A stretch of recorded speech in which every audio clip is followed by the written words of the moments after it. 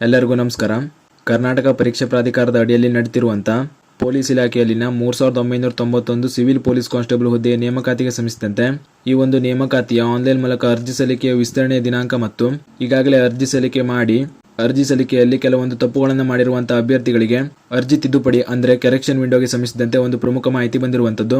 ನೀವೇನಾದರೂ ಇನ್ನುವರೆಗೂ ಈ civil police constable ಹುದ್ದೆಯ ನೇಮಕಾತಿಗೆ ಅರ್ಜಿ ಸಲ್ಲಿಕೆ ಮಾಡಿಲ್ಲ ಅಂದ್ರೆ ಅರ್ಜಿ ಸಲ್ಲಿಕೆ ಮಾಡದಿರುವಂತಹ ಅಭ್ಯರ್ಥಿಗಳಿಗೆ ಇನ್ನೊಂದು ಅವಕಾಶ ಸಿಗ್ತಾ ಇರುವಂತದ್ದು. ಈಗಾಗಲೇ ನಿಮಗೆ ಗೊತ್ತಿರೋ ಹಾಗೆ ಕೆಎ ಕಡೆಯಿಂದ ಈ ಒಂದು ಸಿವಿಲ್ ಪೊಲೀಸ್ ಕಾನ್ಸ್ಟೇಬಲ್ ನೇಮಕಾತಿ ಅಧಿಸೂಚನೆಯಲ್ಲಿ ಈ ಒಂದು ನೇಮಕಾತಿಯ ಆನ್ಲೈನ್ ಮೂಲಕ ಅರ್ಜಿ ಸಲ್ಲಿಕೆಯ ಕೊನೆಯ ದಿನಾಂಕ ಅಂದ್ರೆ ಅರ್ಜಿ ಸಲ್ಲಿಕೆ ಮಾಡಲಿಕ್ಕೆ ಕೊನೆಯ ದಿನಾಂಕವನ್ನ ಜುಲೈ 3ರವರೆಗೆ ಅವಕಾಶ ನೀಡಲಾಗಿದೆ ಅಂತ ತಿಳಿಸಲಾಗಿತ್ತು. ಆದರೆ ಈ ಒಂದು ನೇಮಕಾತಿಯ ಆನ್ಲೈನ್ ಮೂಲಕ ಅರ್ಜಿ ಸಲ್ಲಿಕೆಯಲ್ಲಿ ಹಲವಾರು ಅಭ್ಯರ್ಥಿಗಳಿಗೆ ಟೆಕ್ನಿಕಲ್ ಎರರ್ಗಳಿಂದ ಈ ಒಂದು ನೇಮಕಾತಿಯಲ್ಲಿ ಅರ್ಜಿ ಸಲ್ಲಿಕೆ ಮಾಡಲಿಕ್ಕೆ ಆಗದೇ ಇರುವಂತಹ ಕಾರಣದಿಂದ ಈಗ ಕೆಎ ಕಡೆಯಿಂದ ಅಧಿಕೃತವಾಗಿ ಈ ಒಂದು ನೇಮಕಾತಿಯ ಆನ್ಲೈನ್ ಮೂಲಕ ಅರ್ಜಿ ಸಲ್ಲಿಕೆ ದಿನಾಂಕವನ್ನ ವಿಸ್ತರಣೆ ಮಾಡಲಾಗಿರುವಂತದ್ದು. ಅರ್ಜಿ ಸಲ್ಲಿಕೆಯ ವಿಸ್ತರಣೆ ದಿನಾಂಕ ಯಾವುದು ಅಂದ್ರೆ ಈ ಒಂದು ನೇಮಕಾತಿಗೆ ಇನ್ನೂವರೆಗೂ ಅರ್ಜಿ ಸಲ್ಲಿಕೆ ಮಾಡದಿರುವಂತಹ ಅಭ್ಯರ್ಥಿಗಳು ಜುಲೈ 8, 2026 ಒಳಗಾಗಿ ನಿಮ್ಮ ಅರ್ಜಿಯನ್ನು ಸಲ್ಲಿಕೆ ಮಾಡಬಹುದಾಗಿರುತ್ತದೆ. ಆದ್ದರಿಂದ ಜುಲೈ 8ರವರೆಗೆ ಅರ್ಜಿ ಸಲ್ಲಿಕೆ ವಿಸ್ತರಣೆ ಆಗಿರುವುದರಿಂದ ಅರ್ಜಿ ಸಲ್ಲಿಸದೇ ಇರುವಂತಹ ಅಭ್ಯರ್ಥಿಗಳು ನಿಮ್ಮ ಅರ್ಜಿಯನ್ನು ಸಲ್ಲಿಕೆ ಮಾಡಿಕೊಳ್ಳಿ. ಜೊತೆಗೆ ಅರ್ಜಿ ಶುಲ್ಕ ಪಾವತಿ ಮಾಡಲು ಕೂಡ ಜುಲೈ 8 ಕೊನೆಯ ದಿನಾಂಕ ಆಗಿರುತ್ತದೆ. ಜುಲೈ 8, 2026 ಸಂಜೆ 4 ಗಂಟೆಯವರೆಗೆ ಅರ್ಜಿ ಸಲ್ಲಿಸದೇ ಇರುವಂತಹ ಅಭ್ಯರ್ಥಿಗಳು ನಿಮ್ಮ ಅರ್ಜಿಯನ್ನು ಸಲ್ಲಿಕೆ ಮಾಡಬಹುದಾಗಿರುತ್ತದೆ. ಆದ್ದರಿಂದ ಇನ್ನೂವರೆಗೂ ಅರ್ಜಿ ಸಲ್ಲಿಕೆ ಮಾಡದಿರುವಂತಹ ನಿಮ್ಮ ಸ್ನೇಹಿತರಿಗೆ ಈ ಮಾಹಿತಿಯನ್ನು ಶೇರ್ ಮಾಡಿ.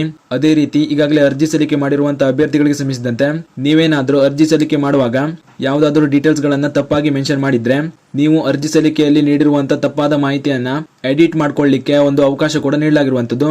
ಈಗಾಗಲೇ ಅರ್ಜಿ ಸಲ್ಲಿಕೆ ಮಾಡಿ ಅರ್ಜಿಯಲ್ಲಿ ಕೆಲವೊಂದು ಸಣ್ಣ ಪುಟ್ಟ ತಪ್ಪುಗಳನ್ನ ಮಾಡಿರುವಂತಹ ಅಭ್ಯರ್ಥಿಗಳು ದಿನಾಂಕ 9 ಜುಲೈ 2026ರಿಂದ 12 ಜುಲೈ 2026ವರೆಗೆ ನಿಮಗೆ ಅರ್ಜಿ ತಿದ್ದುಪಡಿ ಆಪ್ಷನ್ ನೀಡಲಾಗ್ತದೆ.